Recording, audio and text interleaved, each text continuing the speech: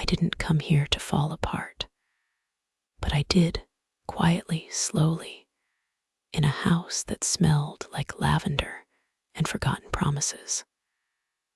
The Florida heat was already unbearable that morning, clinging to my skin like regret I hadn't earned yet. I stepped out of the Uber and stood there, staring at Claire's house, white stucco, teal shutters, and an ocean breeze that tried to whisper comfort, but failed. I hadn't seen her in over 10 years to me. She was just Aunt Claire, my mom's closest friend from college. Back then, she used to wear oversized cardigans and smile like she was carrying everyone else's secrets. But the woman who opened the door wasn't carrying anything. She was glowing, fit, barefoot on terracotta tiles, wearing yoga pants and a sleeveless top. Her hair was damp, twisted into a messy bun. Ethan. She didn't ask if I was tired or hungry. She pulled me into her arms, pressed her cheek against mine, and held me like we had more history than we did. Her skin was warm, her breath smelled like mint and oranges. I stiffened. "It's really good to see you," she said, stepping back. Her voice still had that low, honeyed tone I remembered from when she read stories to me in the back of Mom's bookstore. "Yeah," I said, "you look great. Yoga," she smiled. "I swear by it, come in." I followed her inside. The house was cool, dim, like it held its breath when she wasn't speaking. The scent of lavender wrapped around me, not fresh, but deep like something that had soaked into the wood over years. "You'll be in the guest room at the end of the hall," she said, waving a hand. "But don't feel like a guest. This is your home until you're ready." I didn't know what that meant, ready for what. There was a silence as she studied me. Not uncomfortable, just full, like she was measuring something. "Do you want coffee, tea?" "Coffee's good." She nodded, disappearing into the kitchen. I stood alone in the living room. Everything was in place. Art on the walls, books stacked by color, a ceramic bowl full of lemons that looked too perfect to be real. It felt curated, as if she'd built this space to keep something out or in. When she returned, she handed me a mug and sat on the couch. Tucking one leg beneath her, I stayed standing. Still not good at relaxing. I guess not." She laughed softly. "Well, Palmhaven will change that." And then she said it casual, too casual. "You'll like Alina, she's intense." That name curled around something in my chest I didn't have words for yet. Not fear, not excitement, something in between.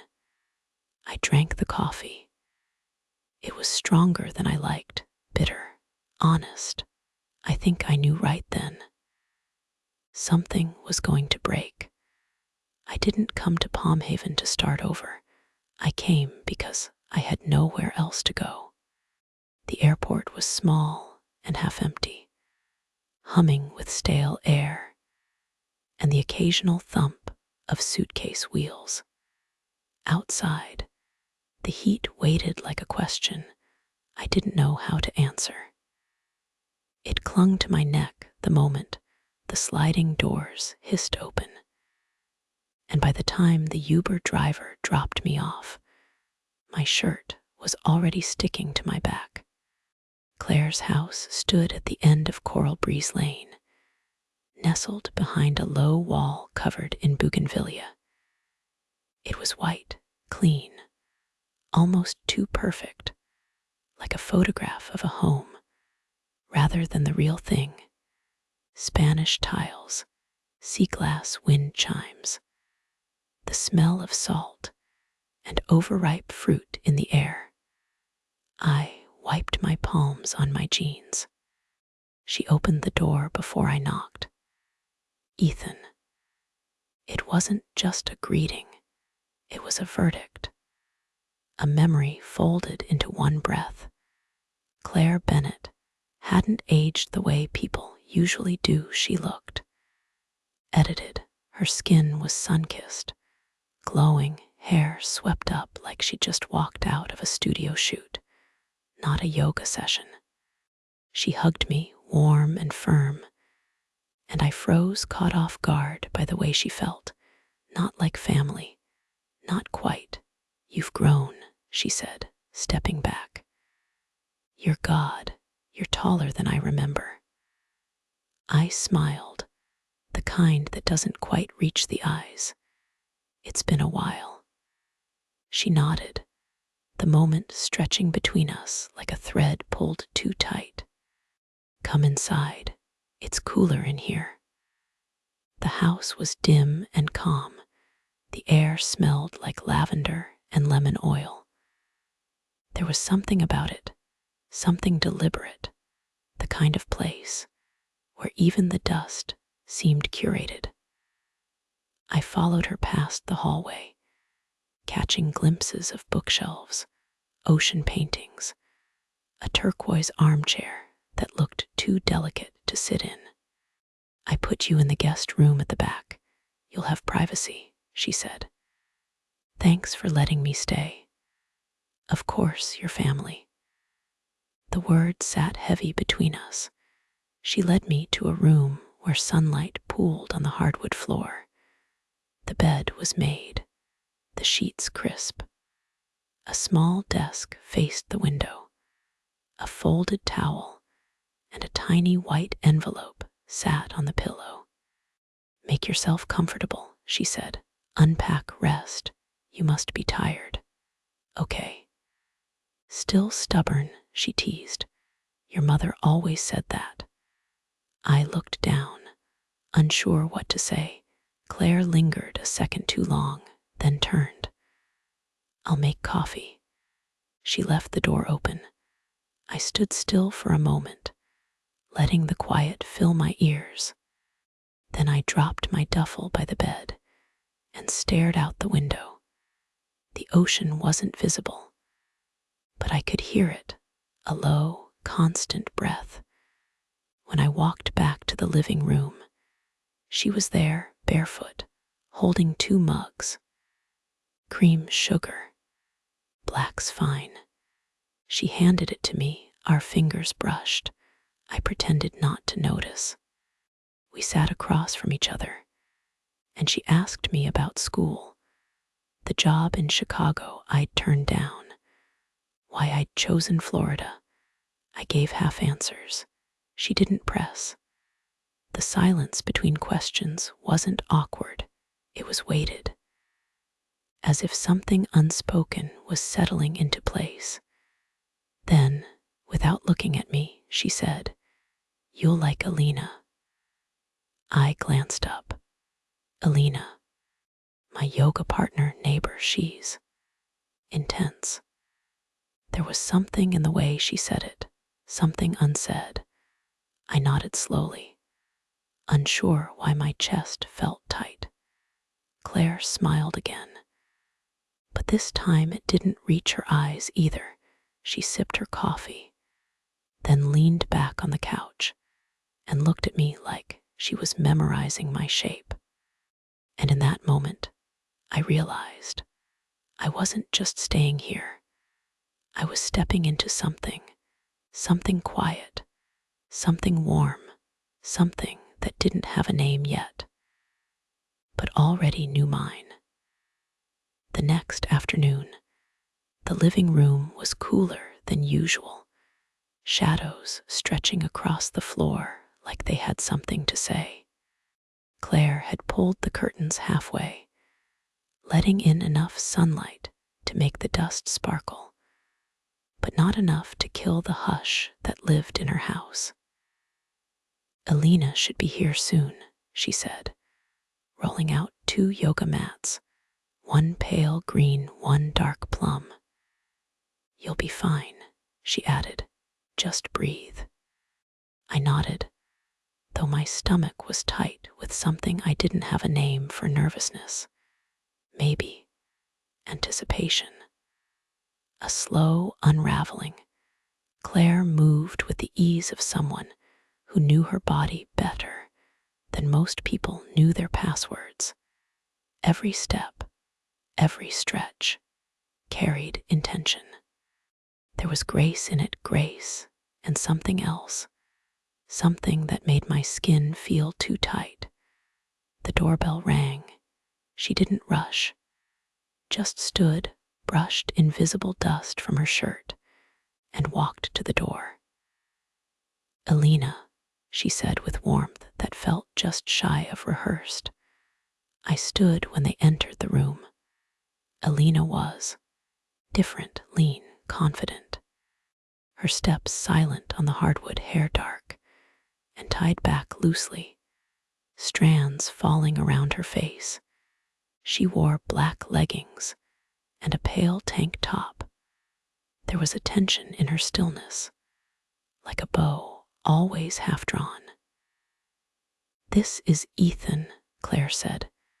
Alina looked at me like she was reading a story I didn't know I was telling. "Nice to meet you," I said. She extended her hand.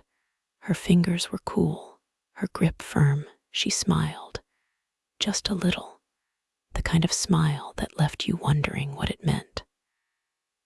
"Let's warm up," she said, like she already knew the room, the house, and everyone in it. I sat on the green mat. They began with slow poses, stretches that spiraled upward, then curved into stillness. Their breaths synced like wind and tide. Alina's voice was soft, but precise. Claire followed with the obedience of someone who trusted completely. "Ethan," Claire said, "try this one." I mirrored her movement, awkward at first. My muscles resisted. Alina came closer, gently adjusted my arm. Her hand slid along my forearm, her breath near my neck. "There," she whispered, "much better." I couldn't tell if she meant the posture or the fact that I was still breathing. As the session went on, I stopped trying to copy. I just watched the way their bodies curved and uncurved, the way they moved without apology, without hesitation. Claire flowed through a backbend, her hands planted, chest arched toward the ceiling. Her eyes fluttered shut, mouth parted slightly, as if she were letting go of something only she could name. Alina moved beside her, slower, a dancer's grace in every motion. My chest felt tight again, not in pain, in awareness. I caught Alina's gaze once. She didn't look away, just held it long enough to feel it, long enough to tell me she had seen something. When the session ended, Claire collapsed onto her mat, laughing. "That was brutal," she said. Alina handed her a water bottle, then turned to me. "You did good," she said. I mostly watched. Watching is how we begin. I took the bottle Claire offered. My hands shook slightly, but I hoped no one noticed. We sat on the floor, backs against the couch, the quiet stretching again. This time it wasn't silence. It was something that wanted to be spoken, but wasn't ready. Claire turned to me. "You hungry?" I nodded. Words were harder than they should have been. As she got up, Alina leaned over, close enough that I could feel the weight of her hair shift. "You're not what I expected," she said. Then she smiled, not like before. This one knew exactly what it meant. And it left me wondering what exactly I was stepping into. Days settled into a rhythm I didn't expect. Mornings began with coffee, always already brewed when I woke up. Claire moved through the kitchen in a cotton robe, humming to herself, her hair still damp from a shower I never heard. She smiled easily, asked me how I slept, made toast or fruit bowls without asking what I wanted. It wasn't awkward, not exactly, but it wasn't ordinary either. Sometimes she'd brush past me too close, hand grazing my back, fingers brushing my wrist when she handed me a mug. It felt intentional, but when I looked up, she'd already be reaching for something else. "You settle in fast," she said one morning. "Feels like you've always been here." I smiled, said nothing. My throat felt dry. Alina came by most afternoons. Yoga wasn't just a practice anymore. It was a ritual. And I had become part of it. They moved like water, steady, deliberate, unashamed. And I was always one breath behind. Sometimes I joined in, other times I sat cross-legged on the floor, pretending to stretch, mostly watching the way their bodies twisted and extended, the way Alina whispered corrections with her hands rather than her voice. Claire's laughter rang louder now, fuller, her eyes lingered longer. Once, she reached for my shoulder during a pose, her touch light. Her fingers stayed just a second too long. "You're tense," she said. "I'm trying." She smiled without looking at me. Try, just feel. That evening, I stayed behind after Alina left. Claire poured us wine, red, rich. It stained her lips a darker shade. We sat in the living room, legs tucked beneath us, cushions drawn close. "This house is too quiet sometimes," she said. "I used to hate the silence." "What changed?" "You." She said it so easily I didn't know how to answer. A beat passed, then another. "You're easy to talk to," she added. "That's rare." I looked down at the glass in my hands. My fingers were trembling slightly. "Do you miss Chicago?" "I miss knowing what things meant." Claire tilted her head. "And here, I'm still figuring it out." The light in the room had turned gold and soft. Everything around us slowed. She leaned forward, brushing a strand of hair from my forehead. "You're overthinking," she whispered, maybe. Or maybe I was just beginning to understand that there were rules in this house, but they were written in a language I hadn't learned yet. The heat turned mean by the fourth week, thick, slow, like it wanted something from you. Claire refused to keep the AC too cold. She said it dried out the air, made her joints ache. So we lived with windows half open and fans that hummed but didn't help much. I'd started wearing tank tops around the house. Claire noticed. "Look at you," she said one afternoon, leaning in the doorway. "Florida suits you." I laughed it off, but something about her gaze held longer than it should. That day, yoga started earlier than usual. Claire said the heat would help our bodies loosen, help us stretch deeper. Alina nodded like she'd already planned it. We rolled out the mats in the living room, sunlight pouring through the sheer curtains. The room shimmered in soft gold. The air held weight.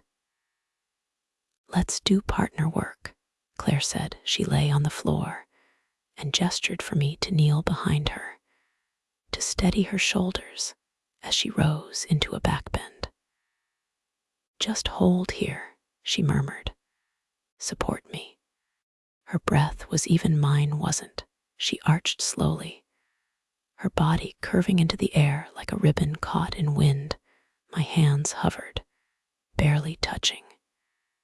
She paused at the height of the pose. Her breathing deepened. "Breathe with me, Ethan." I did. Something shifted. It wasn't her spine. It wasn't the pose. It was the space between us, thinner now, warmer, charged. When she eased back down, she didn't speak, just looked at me, a glance, a flicker. But I felt it in my chest. Alina was across the room, watching. "You're a natural," she said, her voice smooth, low. The session ended with quiet stretches. Alina left shortly after. The sun dipped lower. Claire opened a bottle of white wine. We sat on the porch. The ceiling fan spun lazily above us. Somewhere in the distance, wind chimes clinked like someone whispering secrets too softly to understand. Claire crossed her legs, leaned back, and studied the sky. "I used to think being alone was worse than being misunderstood," she said. "Now I'm not so sure." I didn't know what to say. She turned her gaze to me, eyes dark with something I couldn't name. "You're quiet today." "It's the heat," she smiled. "You'll get used to it.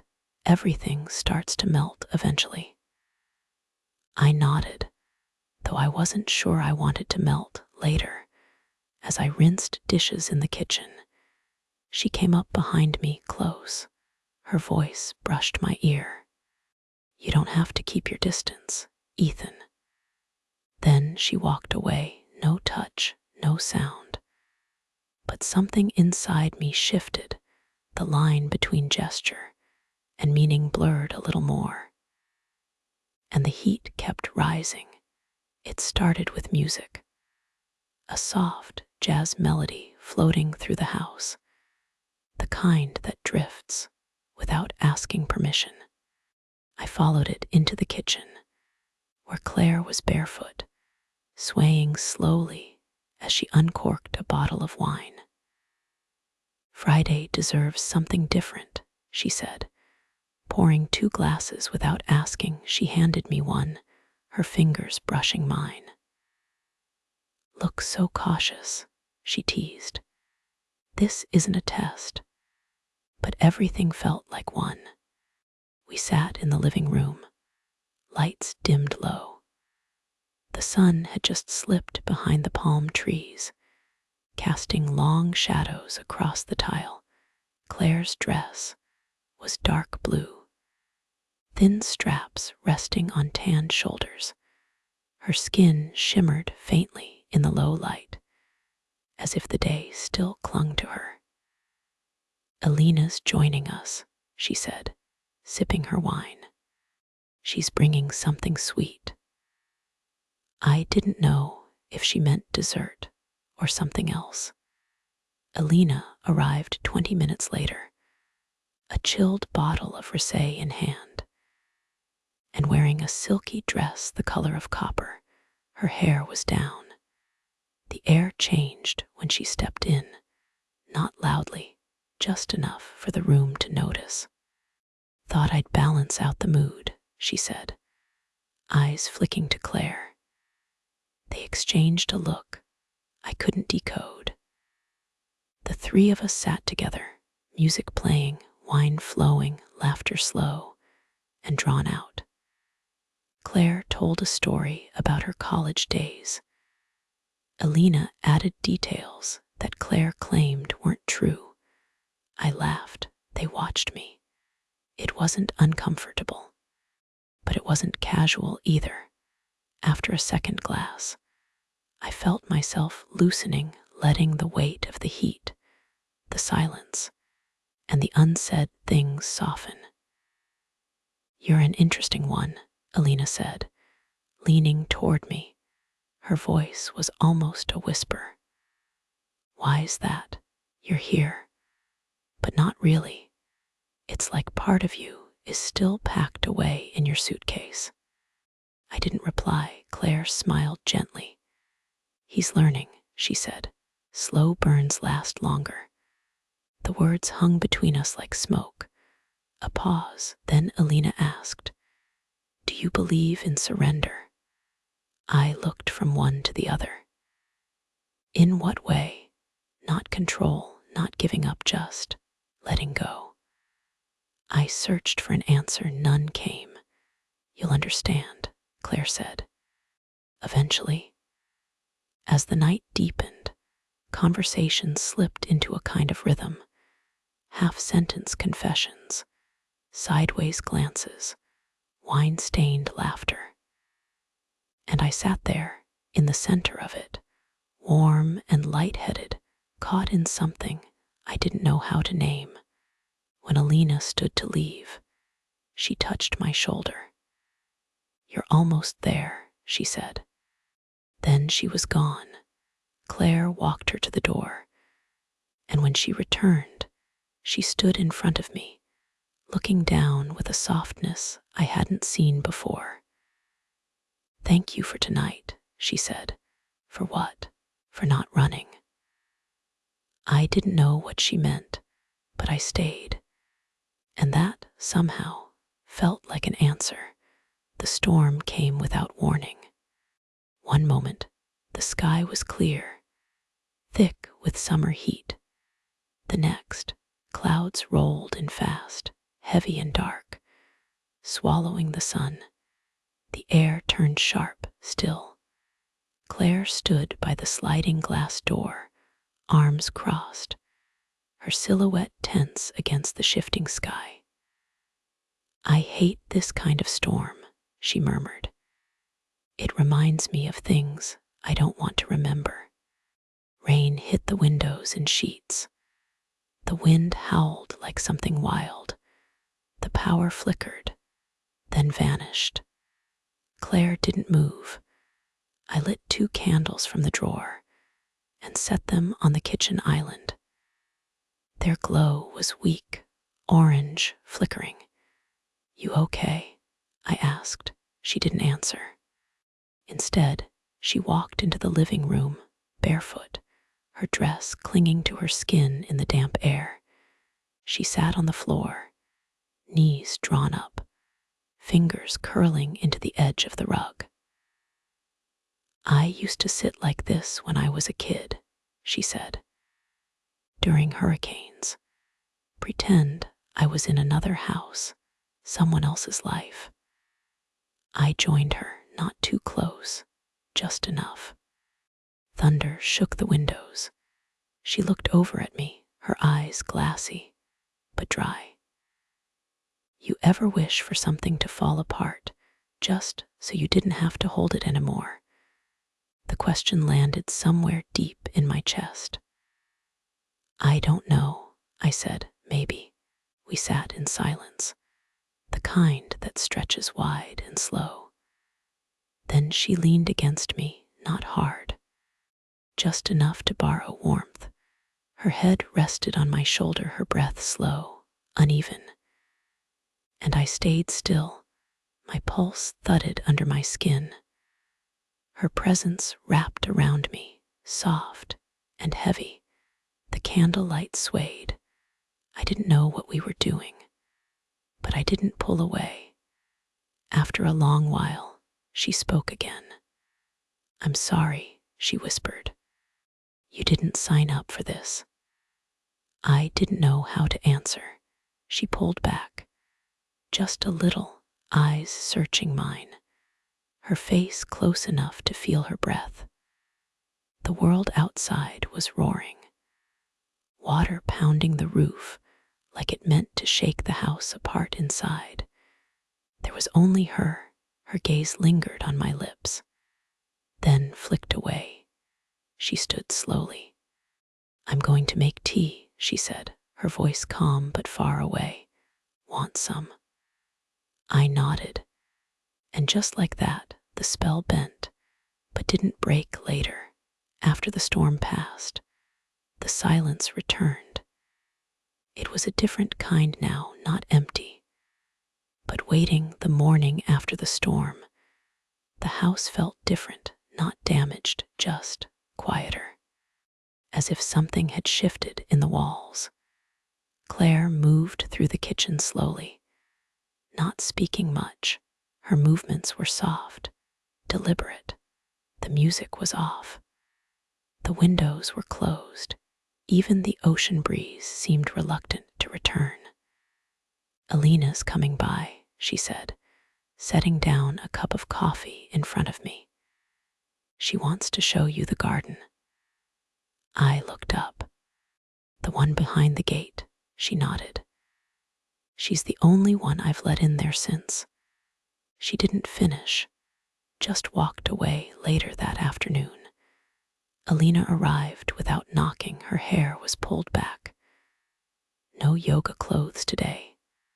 A linen shirt, barefoot, skin still sun-warmed.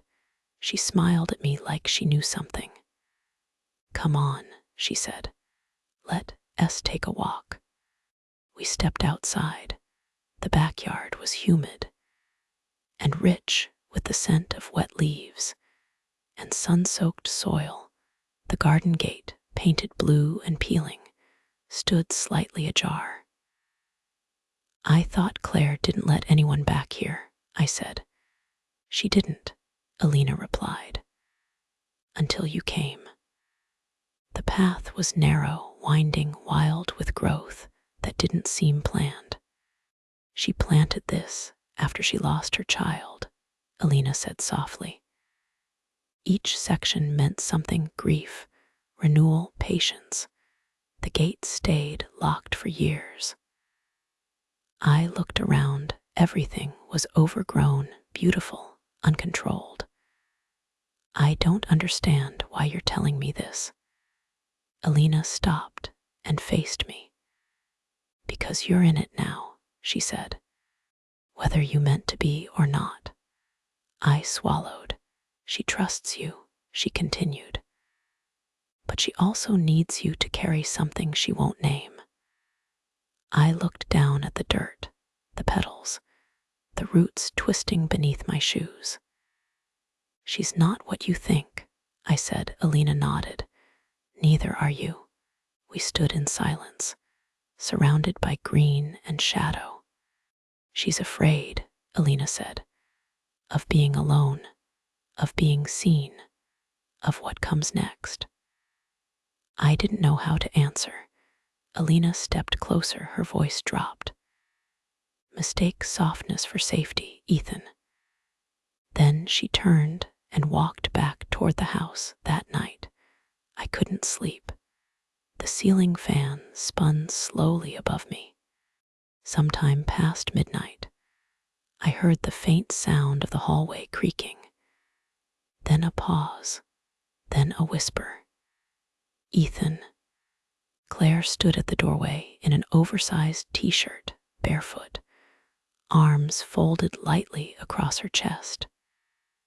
"Couldn't sleep," she said. She didn't wait for an invitation, just crossed the room and sat on the edge of the bed. I sat up, the sheets cool against my legs. For a moment, neither of us said a word.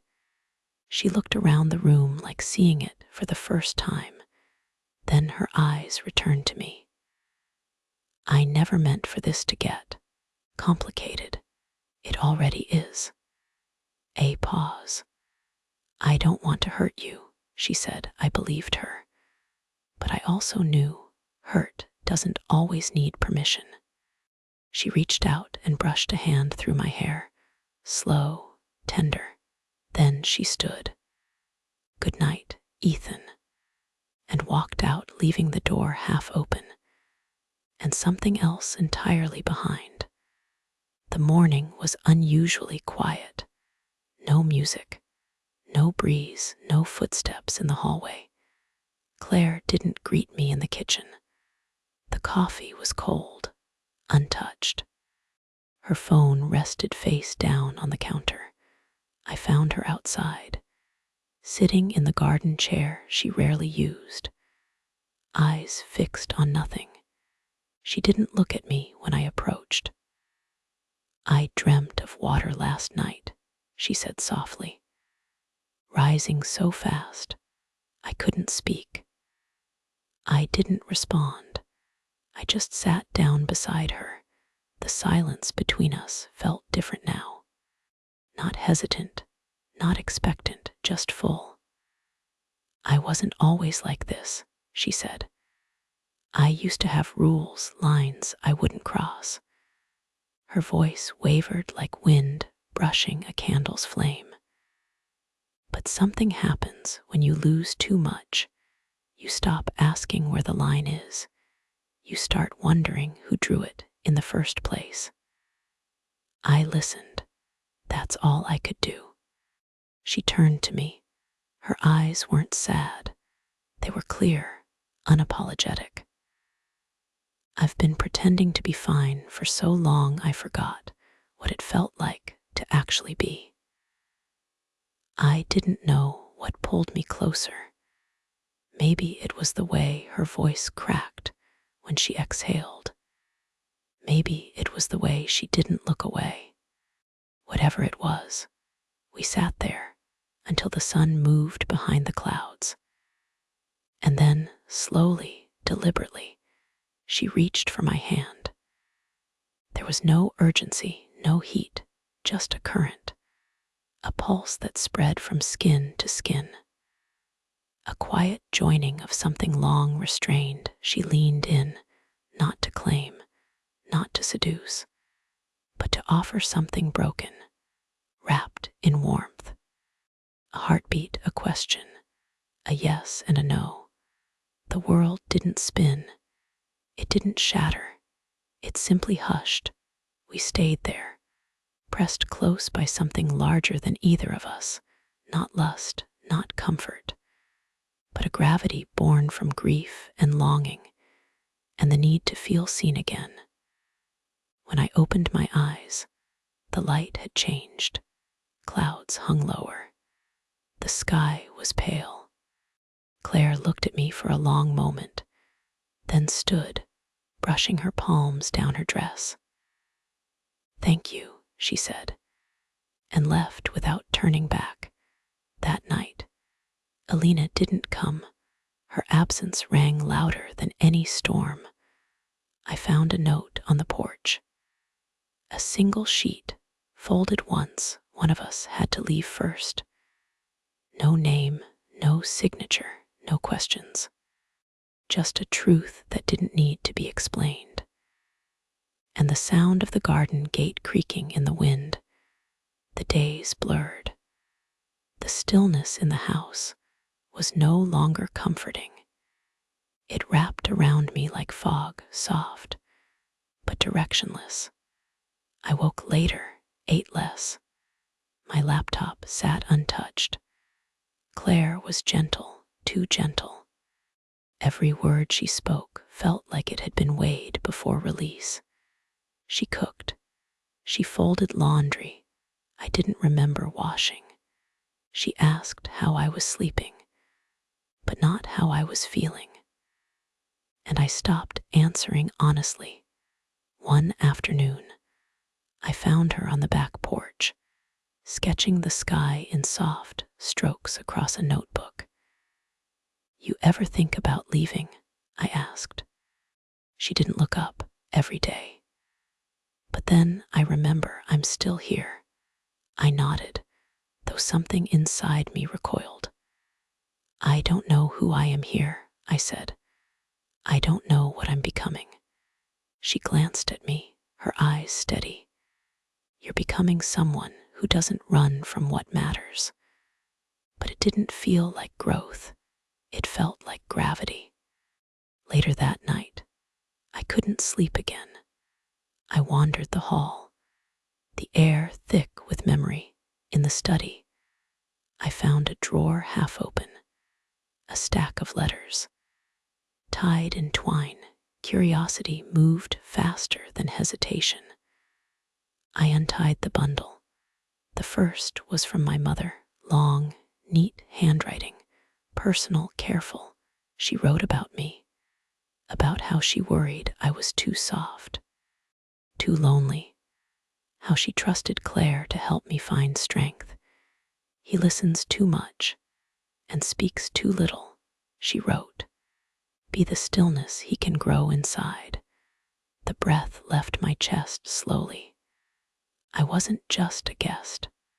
I was a request. A quiet favor passed between women who shared more than memories. I put the letter back, hands trembling. When I turned, Claire was in the doorway. You weren't supposed to see those, she said. I wasn't supposed to be anything, I replied. Silence fell heavy, total. She stepped inside. No defense, no retreat. She asked me to look after you, she said. I didn't know how else to help. Did I ever have a choice? Claire's voice barely held. You could have left. But I didn't, exactly. Her eyes didn't shine. They didn't plead.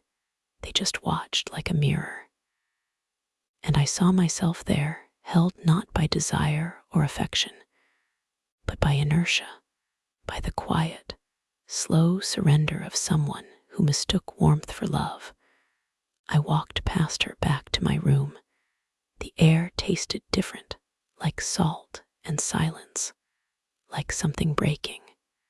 But still, not loud enough. The suitcase didn't feel heavy, but my chest did. It was early. The sky still held the pale hush of dawn. The house behind me was silent. Every window closed, every curtain drawn. I didn't leave a note. There was nothing left to explain. The Uber arrived on time, its headlights sweeping across the driveway like a searchlight. I opened the door myself, slid into the back seat, and didn't look behind until we turned off Coral Breeze Lane. Palm trees blurred past. Then the familiar curve of the coast. Then nothing. At the airport, I moved through security like sleepwalking. I didn't check the time, didn't care where I sat. I kept thinking about the garden gate, how it always creaked, even when no one touched it, and how Alina's note still sat in my back pocket, folded once unread again. The plane took off. The windows vibrated with lift. The world below softened. Claire hadn't tried to stop me, not with words, not with touch. She stood in the kitchen doorway that morning, hands wrapped around a cup of tea, and just said, wherever you go, I hope it feels real. That was all. And I said nothing back, because what could I say to a woman who gave me a version of safety I never asked for, a mirror I couldn't keep looking into? I watched the clouds shift and break apart, thought about how some storms aren't loud, they're quiet, they settle slowly. And when they leave, they don't wreck the house, they just make you afraid to open doors again. By the time we landed, I felt lighter, not free, not new, just real. And sometimes, that's enough. Somewhere in Palm Haven, the breeze still carries my name, but not my weight.